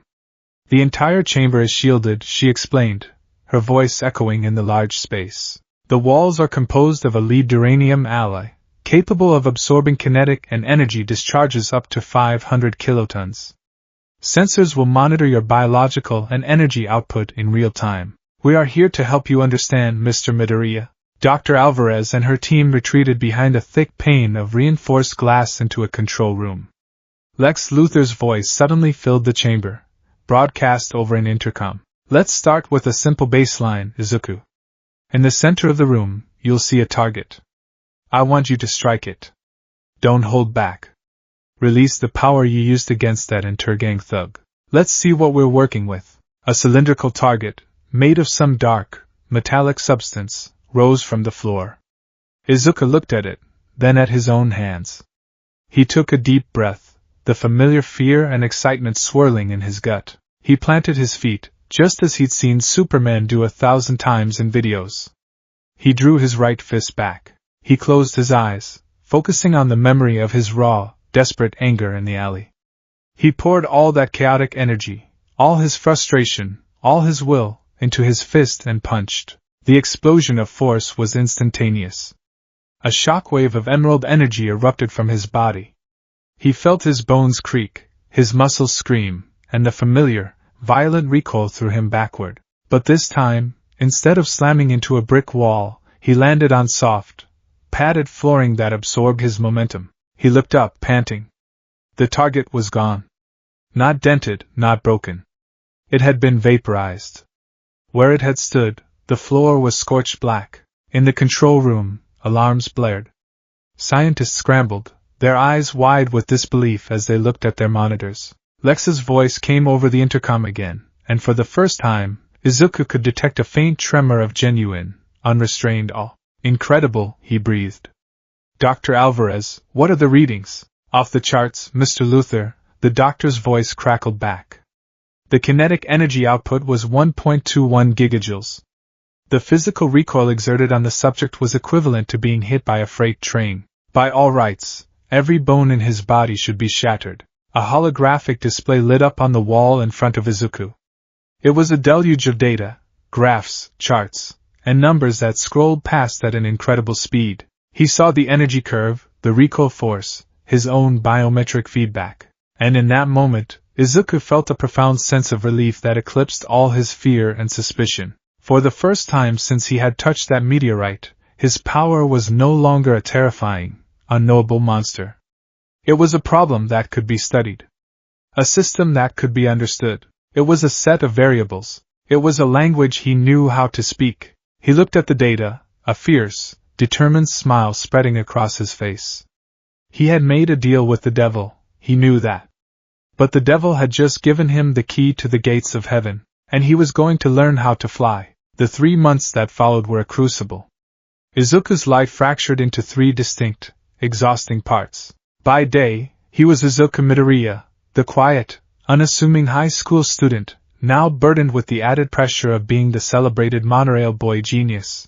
His evenings and weekends were spent in the gleaming, sterile laboratories of LexCorp, under the watchful eye of Lex Luthor, where he was Subject Prometheus, a human variable in a grand equation of power. And in the dead of night, he became the Green Comet, a fleeting, emerald specter haunting the Metropolis skyline, putting Lex's theories into brutal practice. The LexCorp clean room became his sanctuary and his torture chamber. Under the guidance of Dr. Alvarez and her team, and the ever-present, disembodied voice of Lex Luthor, Izuku began the painstaking process of dissecting his own power. It was, as he had theorized, a form of kinetic energy manipulation, seemingly drawn from an extra-dimensional source. The shard in his hand was not the power source itself, but a sophisticated biological key, an antenna that allowed his own willpower to access that source. The problem remained his body. He was a standard garden hose trying to channel a fire hydrant. Every significant output of power came with a catastrophic physical cost. The issue is inefficient transference, Lex explained one evening, his voice smooth and patient over the intercom as Izuku nursed a dislocated shoulder after attempting to stop a 10-ton weight. Your will commands the energy, your body becomes the conduit, but the interface is crude. The energy floods your system, causing kinetic backlash on a cellular level. You aren't just breaking bones, Izuku, you're tearing your own muscle fibers apart with every powerful move. So, they worked on control. Instead of grand, explosive punches, they had him practice microscopic bursts. He spent hours learning to levitate a single grain of sand, a feat of mental gymnastics that left him drenched in sweat. He learned to create small, stable kinetic shields that could deflect laser fire, focusing the energy just in front of his skin rather than letting it course through his entire limb. Lex's team developed a specialized suit for him, a dark green, armored bodysuit lined with experimental microgyroscopes and kinetic dampeners. It was designed not to protect him from external threats, but from himself. Lex was a master manipulator, a puppeteer of the highest order. He never pushed too hard. He praised Izuku's intellect, his progress, his dedication. He framed their work as a noble endeavor for the betterment of humanity. He would often engage Izuku in long, philosophical discussions, subtly reinforcing the narrative that Superman was a benevolent cage, a force of stagnation. Think of it, Izuku, Lex mused one day, as they reviewed data showing Izuku could now create a controlled kinetic pulse strong enough to disable a tank without leveling the block. He stops the bullet. You, with training, can disassemble the gun from 100 yards away without firing a shot. His is the strength of the hammer. Yours is the strength of the architect. Which is more valuable to the future of mankind? Izuku knew he was being played. He wasn't naive. But the logic was seductive, and the results were undeniable. He was getting stronger, not just in raw power, but in precision. He was learning to be the scalpel. His nightly patrols as the Green Comet transformed. The clumsy, brawling vigilante was replaced by a phantom of tactical efficiency. He would appear and disappear in a flicker of green light, his movements no longer stumbling lunges but controlled, short-range bursts of speed that looked like teleportation to the naked eye. He stopped robberies by disassembling the getaway car's engine from across the street. He ended hostage situations by creating localized sonic booms that deafened the captors without harming the hostages. He was becoming a legend in the city's underbelly, a ghost who fought with physics. The media, particularly Lois Lane at the Daily Planet, was fascinated and wary. The Green Comet's methods are evolving, she wrote in a prominent column. The reckless brawler of 3 months ago has been replaced by a strategic, almost surgical operator. But this newfound efficiency raises its own questions. Who is training him? And to what end? Metropolis has a new protector, but his methods are unnervingly precise, bordering on the detached. Where Superman is a guardian, the Green Comet feels more and more like a weapon. Izuku read her articles religiously, his stomach twisting with a strange mix of pride and guilt. She saw his progress, but she also saw the shadow of Lex Luthor looming behind him. The rivalry with Superman, once a one-sided case of hero worship and bitter resentment, had become a cold, silent competition. They rarely interacted directly. Instead, their paths would cross in the aftermath of events. Izuku would arrive to find a crisis already resolved by a red and blue blur. More often, Superman would arrive to find a situation neutralized with quiet, baffling precision, thugs unconscious, weapons dismantled, and no sign of the perpetrator other than a faint scent of ozone. Superman, from what Izuku could gather through the news, was confused and concerned. He had publicly stated that while the Green Comet's intentions seemed heroic, his unaccountability and rapidly evolving power set were a cause for significant oversight. It was the same condescending tone, the same treatment of him as a problem to be managed. It only hardened Izuku's resolve. He would show him. He would show them all that his way was better. The chance to prove it came on a Tuesday afternoon that began with a low, citywide hum. The hum started subtly, a vibration felt more in the teeth than in the ears. It emanated from the western edge of the city, from the sprawling campus of Star Labs. Izuku, sitting in his physics class, felt it instantly. The energy inside him resonated with the hum, a sympathetic vibration that made the shard in his hand ache. His notebook was open to a page of complex equations detailing quantum entanglement, but his mind was far away, analyzing the frequency of the vibration, its steady, ominous crescendo. Then, the alarms began to wail across the city. A chorus of sirens rose to meet the hum. Izuku's phone buzzed with a news alert from the Daily Planet. Urgent. Containment failure at Star Labs. Experimental tachyon reactor reaching criticality. Evacuations underway. His teacher, a man usually unflappable, turned pale. Class, you heard the alert. Proceed calmly to the designated emergency shelters. Panic, as it always did in Metropolis, bloomed quickly. Students scrambled for the door. But Izuku moved in the opposite direction. He slipped into the boys' bathroom, his heart hammering against his ribs. This was it. This was bigger than any bank robbery or hostage situation. This was a city-level threat. He pulled a small, compressed cylinder from his backpack.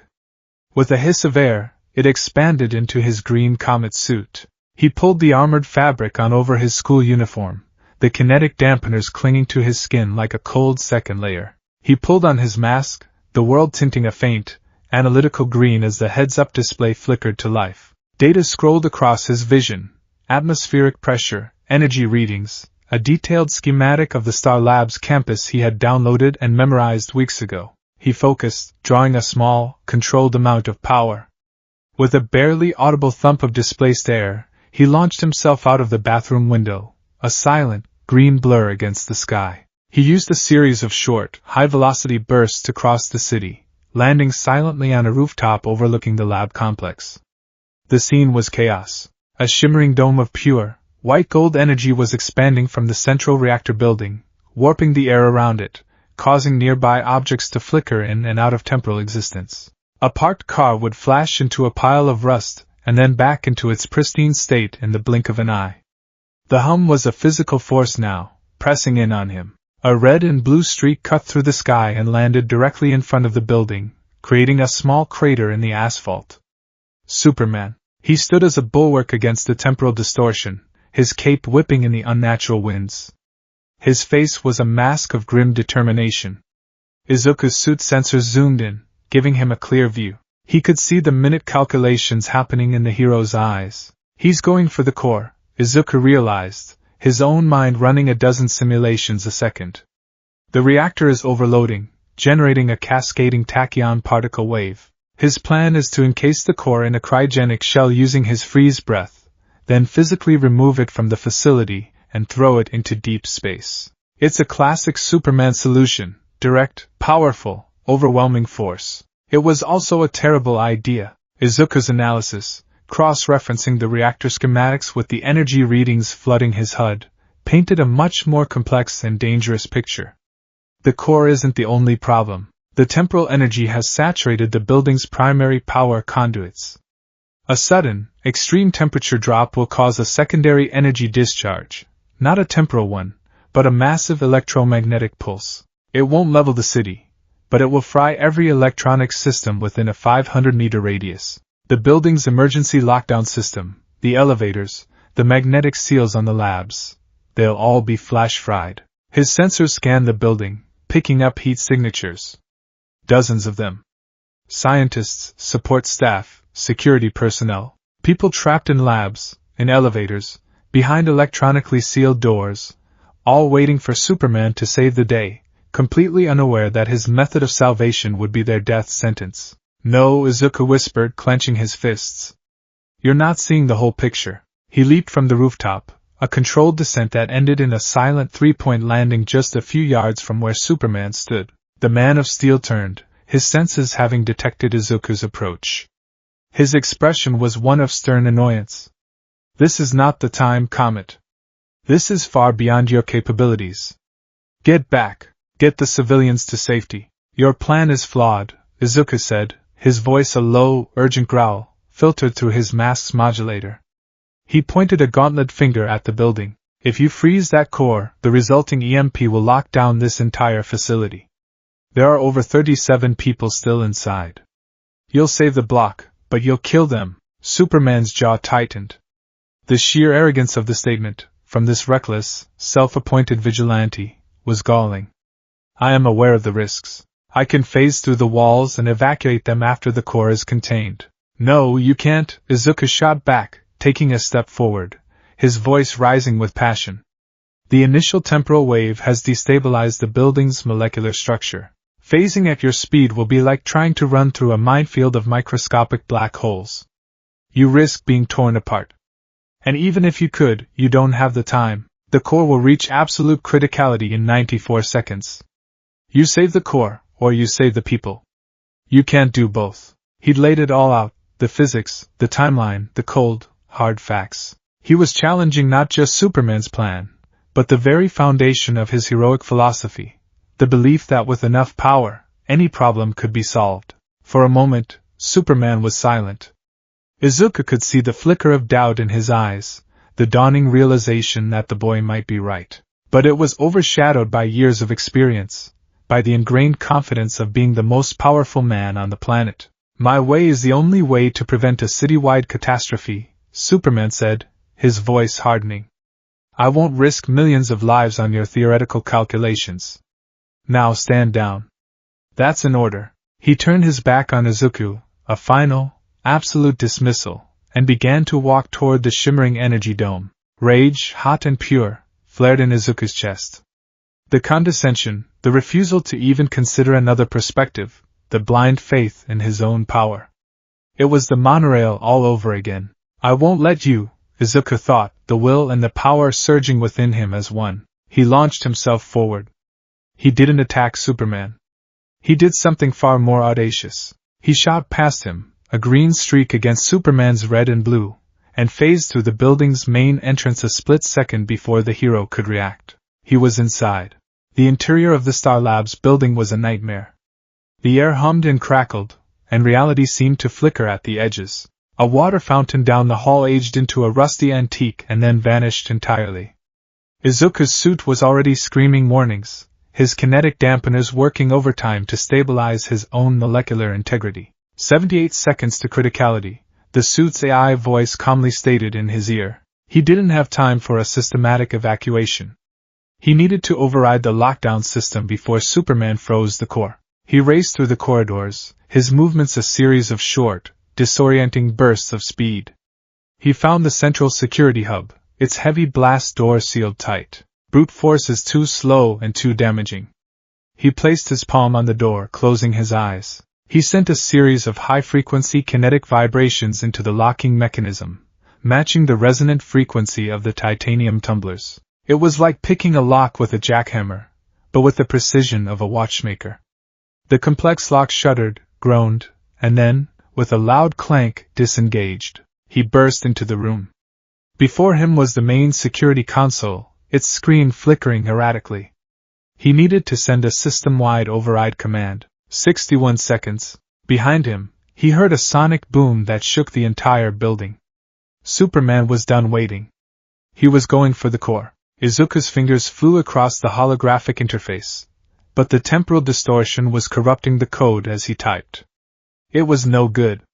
He needed a manual solution. He looked at the mess of conduits and power junctions behind the main console. He could see the primary line that controlled the magnetic locks. He just needed to flood it with a specific, coded energy pulse. 49 seconds. He tore the panel off the wall, exposing the raw circuitry. He placed his hands on two primary conduits. This was Lex's training in its purest form. He took a deep breath and channeled a precise, intricate stream of kinetic energy from his fingertips, modulating the frequency, creating a waveform that mimicked the system's all-clear command. Green energy arced between his fingers, and for a terrifying second, nothing happened. Then, throughout the building, a chorus of loud, metallic clicks echoed through the halls as every electronic lock disengaged. A green light on the console flashed. Evacuation protocol. Manual override engaged. Success, he breathed. All personnel, evacuate immediately. He yelled, his voice broadcast through the building's PA system. The facility is no longer secure. 32 seconds. Just as he finished, a wall of absolute cold washed through the facility. Superman was using his freeze breath. Frost spread across the walls in an instant, and every light and computer screen in the security hub died as the EMP wave hit, just as Izuku had predicted. He had been right. And he had bought them a chance. He burst back into the main atrium. People were flooding out of labs and offices, their faces a mixture of terror and relief. He saw a group of scientists trying to pry open the doors of a stalled elevator. "Stand back!" he yelled. He didn't try to force the doors. He placed his hands on the wall next to the elevator and sent a powerful, localized kinetic pulse upward, directly into the emergency brake system of the elevator car 2 floors above. With a screech of tortured metal, the brake disengaged, and the car dropped a few feet before the secondary brake caught it. The jolt was enough to knock the doors off their track, allowing the people inside to scramble out. He moved through the chaos like a phantom, a green guardian angel. He used controlled bursts to clear debris, to reinforce cracking support beams, to shield groups of fleeing scientists from falling equipment. He wasn't fighting a villain. He was fighting the building itself. He was fighting the collateral damage of Superman's narrow-focused heroism. Finally, he saw him. Through the swirling ice fog near the reactor chamber, Superman emerged, carrying a massive, glowing cylinder of metal encased in a thick layer of ice. The core. He had done it, but his face was pale, and a thin trickle of blood ran from his nose. Izuku's HUD analysis confirmed it: cellular degradation from the temporal field. Phasing to save the trapped scientists would have been suicide. Izuku had not only saved them, but he had likely saved Superman himself. Superman looked up, his eyes meeting Izuku's across the ruined atrium. He saw the last of the scientists running to safety. He saw the precisely disabled elevator, the strategically reinforced beams. He saw the proof of his own miscalculation, of his own catastrophic oversight, standing there in a green suit. The building gave a final, shuddering groan, the temporal energy finally dissipating. Superman shot up through the ceiling, taking the core with him into the stratosphere. The crisis was over. A few minutes later, Izuku stood on the rooftop of a neighboring building, watching the emergency crews swarm the Star Labs campus. He was exhausted, every muscle in his body aching from the strain of maintaining such fine control for so long. He heard a gentle whoosh of air behind him and turned. Superman had landed, his cape settling around him like a royal mantle. His expression was no longer angry or condescending. It was something far more complex, a mixture of frustration, grudging respect, and deep, profound uncertainty. They stood in silence for a long moment, the sounds of the city below filling the space between them. "They're all safe," Superman said finally, his voice quiet. 38 people. One was unaccounted for in the initial census. "You saved them all." It wasn't an apology. Not yet. But it was an admission. "You were right," Superman continued, his gaze fixed on the horizon. "I was focused on the primary threat. The biggest explosion.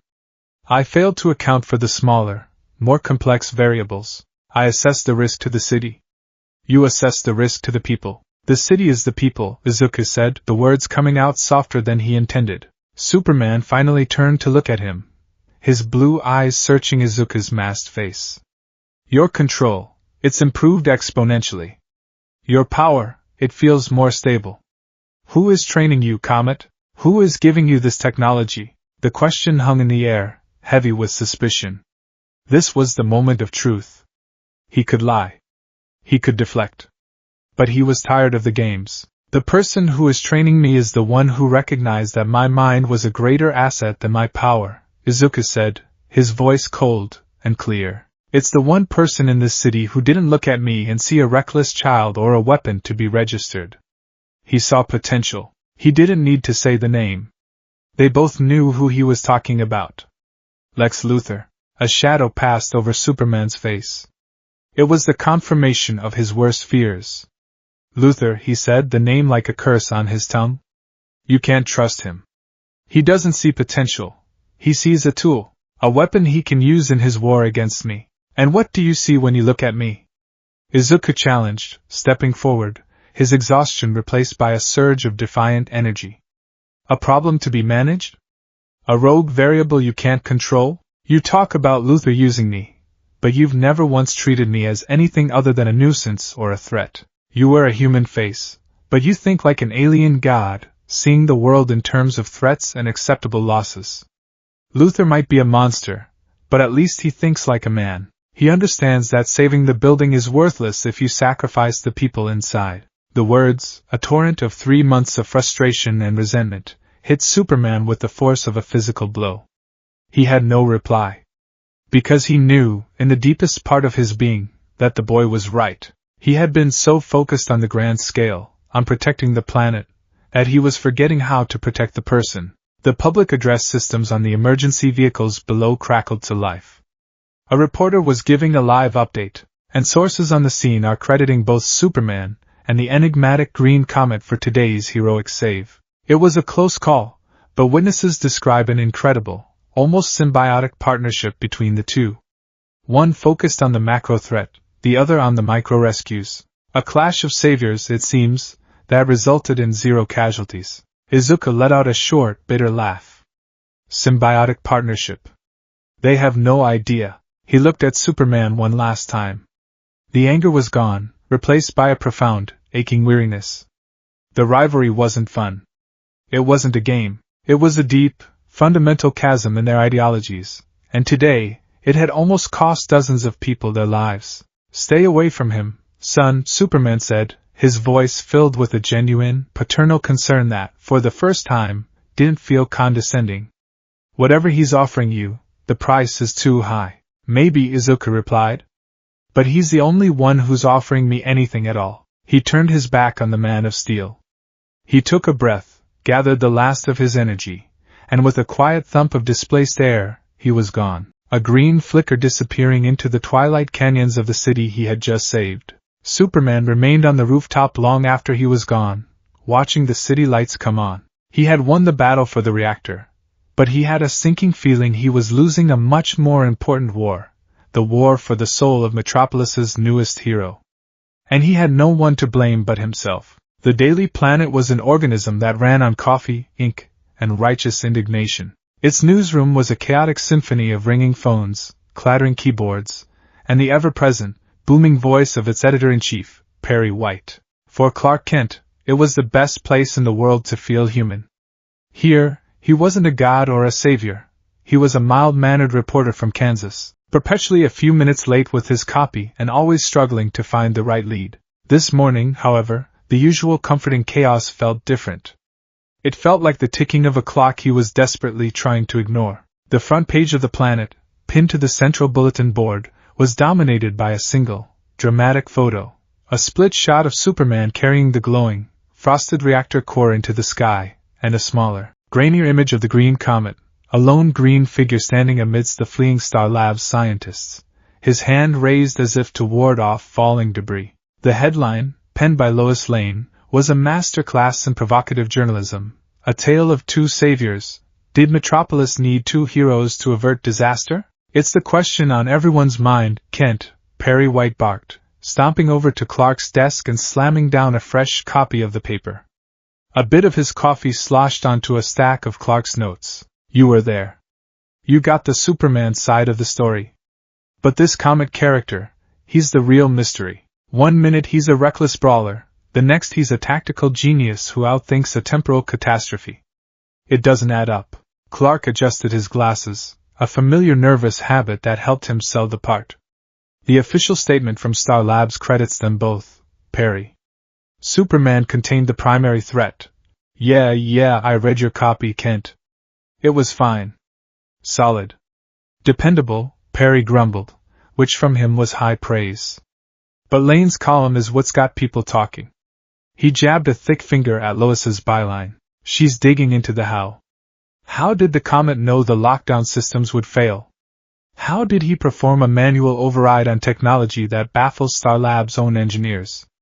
Where did he get that suit? Who is he? Clark glanced across the newsroom to where Lois was on the phone, her brow furrowed in concentration, a pen tucked behind her ear. She was a force of nature, a seeker of truth who would not, could not, let a story go.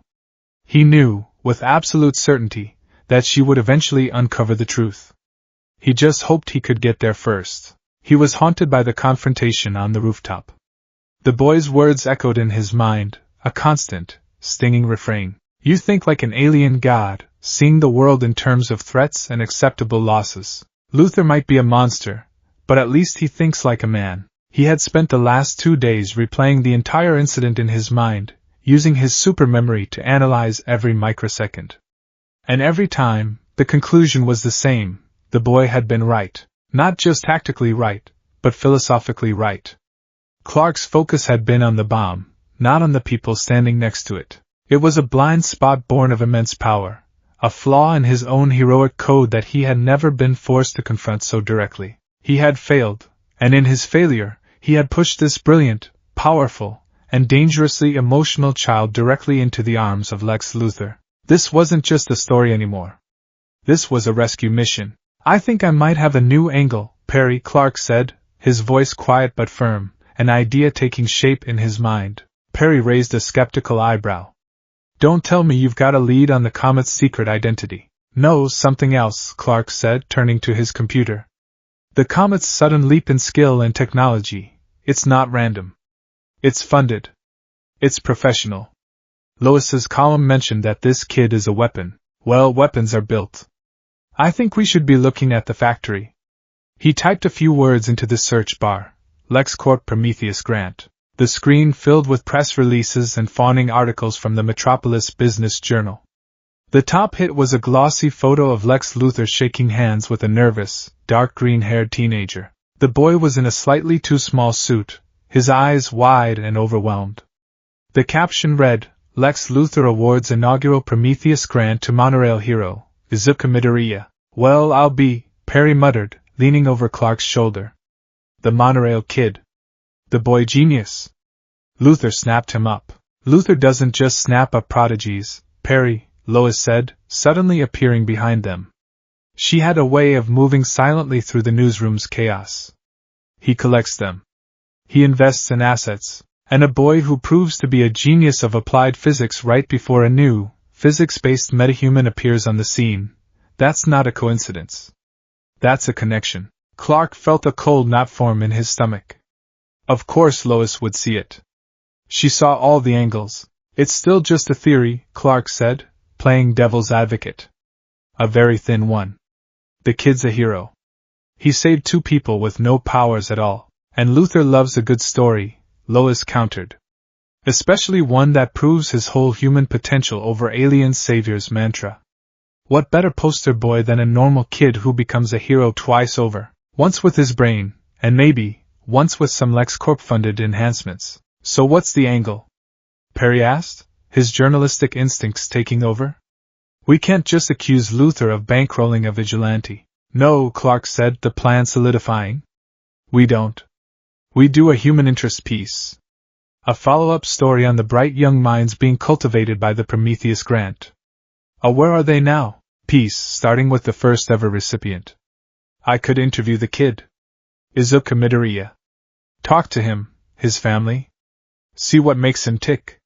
Find out what kind of influence Luthor has over him. It was the perfect cover. Benign, praiseworthy, the kind of softball journalism LexCorp's PR department would jump at. It would get him in the door. It would let him meet the boy behind the mask, not as a rival or a god, but as a man. As Clark Kent. Perry chewed on his unlit cigar for a moment, his eyes narrowed. A puff piece on Lex's pet project. I don't like it. But he conceded, a slow grin spreading across his face. I love the cover. It's sneaky, Kent. I'm starting to think there's a real reporter in you after all. Make it happen. And for God's sake, don't let Luthor's PR flacks write the article for you. I won't, Perry, Clark said, a genuine smile touching his lips for the first time that day. He already had his hand on the phone, a strange nervousness fluttering in his chest. He could face down intergalactic tyrants without blinking, but the thought of a simple interview with a 14-year-old boy filled him with a profound sense of dread and responsibility. The first call was to LexCorp. It went exactly as Clark had expected. The PR director, a woman with a voice as smooth and cold as polished chrome, was ecstatic. She extolled the virtues of the Prometheus grant, lavished praise on Izuka Midoriya as a shining example of LexCorp's commitment to the community, and promised to facilitate the interview. Clark knew what that meant.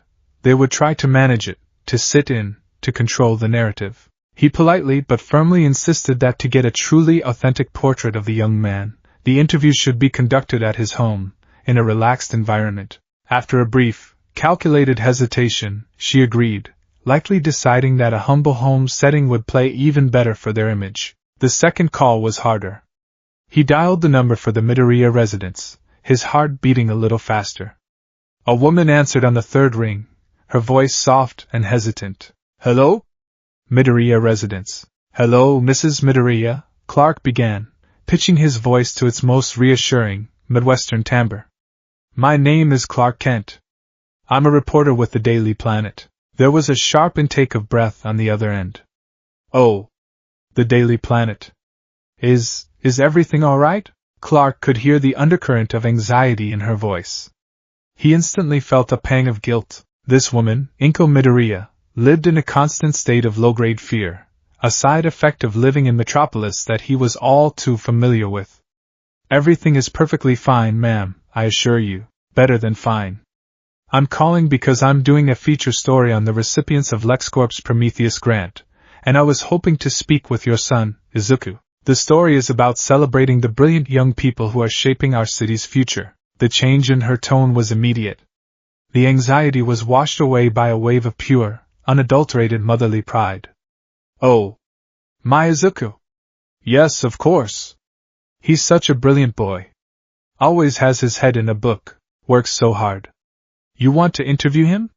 For the paper?" "That's right, ma'am," Clark said, smiling into the receiver. "I'd love to if he's willing. He'll be thrilled. Or, well, he'll be terribly nervous," she corrected herself with a soft laugh.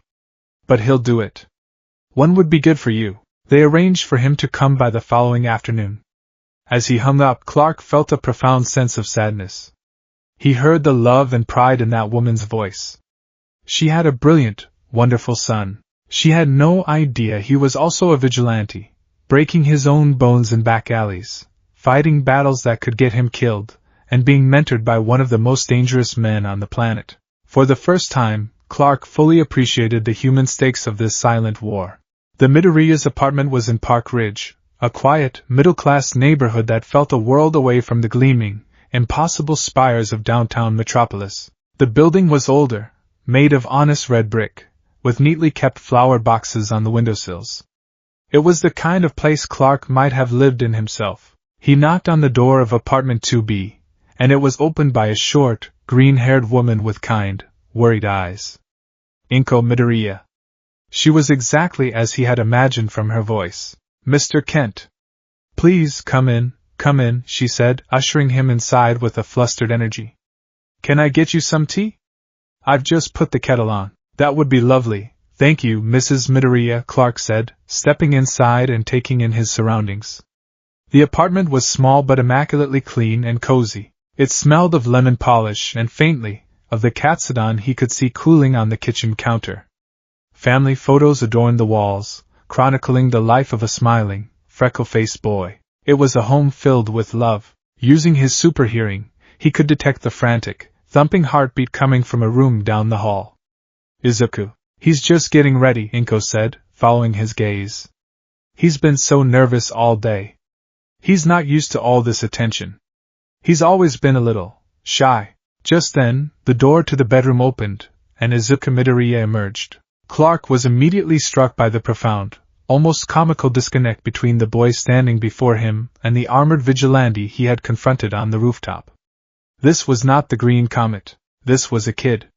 He was drowning in a button-up shirt that was a size too big, his hair was an untamable green mop, and his face was covered in a constellation of freckles. He stood awkwardly, his shoulders hunched, his eyes fixed on the floor, radiating an aura of pure, uncut social anxiety. He bowed, a quick, jerky motion. "Hello, Mr. Kent. It's an honor to meet you. Thank you for coming." His words came out in a rushed, breathless mumble. "The pleasure's all mine, Izuku," Clark said, offering a warm, disarming smile. "And please call me Clark." They sat in the small living room, Inko hovering nearby with tea and cookies, beaming with pride.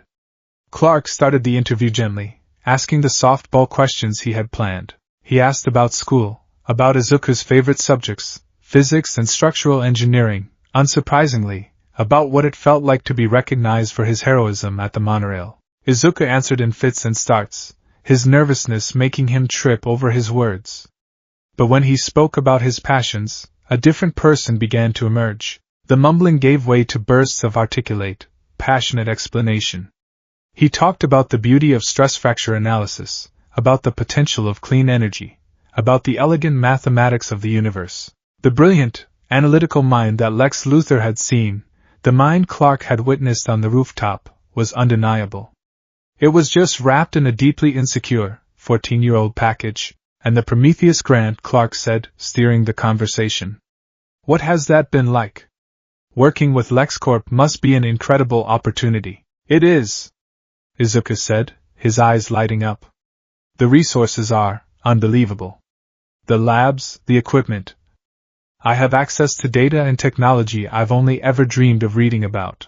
Mr. Luthor, he's given me a chance to really make a difference.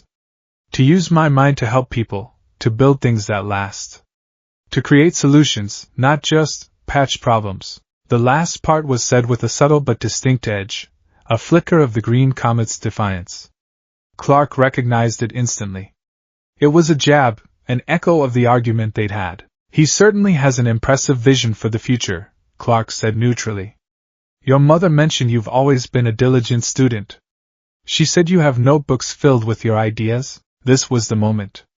Inko, bless her heart, seized the opportunity. Oh, you must show him, Izuku, she said, her pride overriding her son's visible mortification. He has dozens of them. Hero analysis for the future, he calls them. He's been doing it since he was a little boy. He's always been so fascinated by heroes. Before Izuku could protest, she bustled into his room and returned with a stack of 3 worn, spiral-bound notebooks, placing them on the coffee table. Izuku looked like he wanted the floor to swallow him whole. Mom, please, they're just scribbles, he mumbled, his face turning a shade of crimson that clashed with his green hair. May I? Clark asked gently, his reporter's curiosity a perfect mask for his true, urgent need to see them. Izuku gave a helpless little nod. Clark picked up the top notebook. Hero Analysis for the Future Volume 14. He opened it to a random page and felt a genuine, physical jolt, as if he'd touched a live wire. It wasn't just scribbles. It was genius. The page was a detailed analysis of his fight with Metallo last year. But it wasn't a fan's gushing account. It was a cold, brutal tactical breakdown. There were diagrams of the city block, complex equations calculating the energy dispersal of his heat vision against Metallo's kryptonite-powered chest plate. Scrawled in the margins were notes, critiques of Clark's own performance. Superman focused on overwhelming the power source. Inefficient. A modulated sonic frequency, targeted at the internal regulators of the kryptonite heart, could have caused a feedback loop, disabling Metallo without risking a city block-sized radiation spike. Why rely on brute force when resonance is a more elegant solution? Clark felt a chill run down his spine. He flipped the page. It was an analysis of the Flash, complete with theories on how to disrupt his connection to the Speed Force using localized temporal fields. Another page detailed the material composition of a Green Lantern's constructs, theorizing that they could be shattered by a specific, high-frequency kinetic vibration. He was looking at a set of meticulously researched, scientifically sound contingency plans for defeating the Justice League. Written by a 14-year-old boy in a cramped Metropolis apartment, he finally found the section on Superman. It was the most detailed by far. Page after page of his powers, catalogued and quantified. His flight speed, his strength, his weaknesses, not just to kryptonite and magic, but to things Clark had never even considered. The psychological toll of his superhearing. The tactical disadvantage of his need to protect civilians above all else. His predictable flight patterns when approaching a crisis. The rooftop debate hadn't been a fluke. The boy's analysis of the Star Labs reactor wasn't a lucky guess. It was the result of a lifetime of obsessive, brilliant, terrifying study. This boy, this nervous, mumbling child, probably understood Superman's weaknesses better than anyone on the planet. Anyone, except perhaps Lex Luthor. Clark closed the notebook, his hands strangely unsteady. He looked at Izuku, truly looked at him, and saw him for what he was. Not a reckless kid. Not a burgeoning villain, but a strategic mind that was utterly, frighteningly brilliant. The interview was no longer about a story. It was about saving this boy from the weapon he was becoming. This is incredible, Izuku, Clark said, his voice filled with a genuine awe he couldn't hide. Your mind is truly remarkable. Izuku shrank under the praise, not used to it being so sincere. It's just a hobby. No, Clark said, leaning forward, the reporter persona falling away, replaced by something more earnest, more personal. It's a gift. A great gift. But great gifts, they can feel like a heavy weight, can't they? He was speaking from the heart now, the lines between Clark Kent and Kal-El blurring. Sometimes, when you can see all the angles, all the problems, all at once, it can feel like you have to be the one to solve them all. Like the weight of the world is sitting right on your shoulders. Izuku looked up, his eyes wary. The conversation had shifted, and he didn't understand why. I just want to help, he said quietly. I know you do, Clark said, his voice soft and full of empathy. I once knew a young reporter, just starting out. He wanted to uncover every injustice, expose every corrupt politician, tell every story that needed telling. He tried to do it all himself. He ran himself ragged, chasing every lead, never sleeping, convinced that if he just worked hard enough, he could fix everything. But he couldn't. He almost destroyed himself trying. The dramatic irony was a tangible thing in the small room. Clark was telling his own story, thinly veiled, a desperate attempt to connect, to mentor. He learned a hard lesson, that young man. He learned that you can't carry that weight alone. You need partners. You need people you can trust. And you have to be very, very careful about who you choose to trust. Some people will offer you the world, offer you all the resources you could ever want, but they don't do it out of kindness. They do it because they want to use your gift for their own purposes. It was as direct a warning about Luther as he could possibly give. He watched Izuku's face, hoping, praying, for a sign of understanding, but he saw the opposite. He saw the boy's expression shudder. The flicker of openness vanished, replaced by a guarded, almost resentful mask. The shoulders that had been hunched in anxiety now straightened with a quiet, stubborn pride. Izuku had spent his entire life being told what he couldn't do. He'd been told he couldn't be a hero by doctors, by classmates, by the world at large. He'd been dismissed as a reckless amateur by Superman himself. And now, this kind, folksy reporter, who had just praised his intelligence, was giving him the same speech. A gentle, well-meaning lecture about burdens, about being careful, about not trying to do too much. It wasn't concern he heard. It was pity. It was the same soft, patronizing tone every adult used when they were trying to let him down easy. He thought Mr. Kent, who seemed to understand his passion for science, would be different.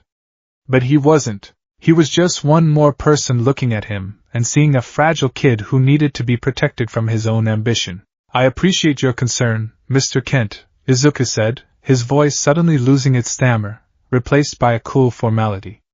But Mr. Luther has given me an opportunity to use my skills to their fullest potential. He respects my work. He believes in me. The unspoken addendum hung in the air, unlike you. Unlike Superman, Clark's heart sank. He had overplayed his hand. He had tried to offer a lifeline, and the boy had interpreted it as a leash. He saw the shift, the hardening of Izuku's resolve. The conversation was over. He wrapped up the interview a few minutes later, asking a few more generic questions for the sake of the article. The warmth was gone, replaced by a polite but impenetrable wall from Izuku. Inko, sensing the sudden tension, fussed over him, offering him more cookies for the road. As Clark stood to leave, he looked Izuku in the eye one last time. You have a gift, Izuku.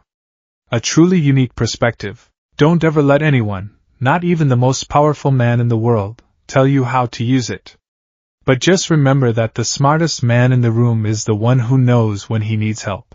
Izuku just nodded, his expression unreadable. Walking away from the apartment building, the comforting smell of home-baked goods was replaced by the cold, impersonal scent of the city. Clark felt a profound sense of failure. He had gone in to investigate a rival and had found a brilliant, lonely, deeply insecure boy. He had found the human behind the mask, and his every attempt to reach that human had only reinforced the walls around his heart. He looked up, his gaze drawn inexorably toward the obsidian spire of LexCorp Tower, a dark monolith that dominated the skyline. He saw it clearly now. Lex wasn't just offering Izuku technology and training. He was offering him what Clark and the rest of the world had denied him: respect. Validation. The belief that his mind, his human perspective, was not a consolation prize for being powerless, but the most powerful weapon of all. The battle for Metropolis had a new front. It wasn't going to be fought in the skies with heat vision and super strength. It was going to be fought for the soul of the boy in apartment 2B, and Clark Kent had just lost the opening round,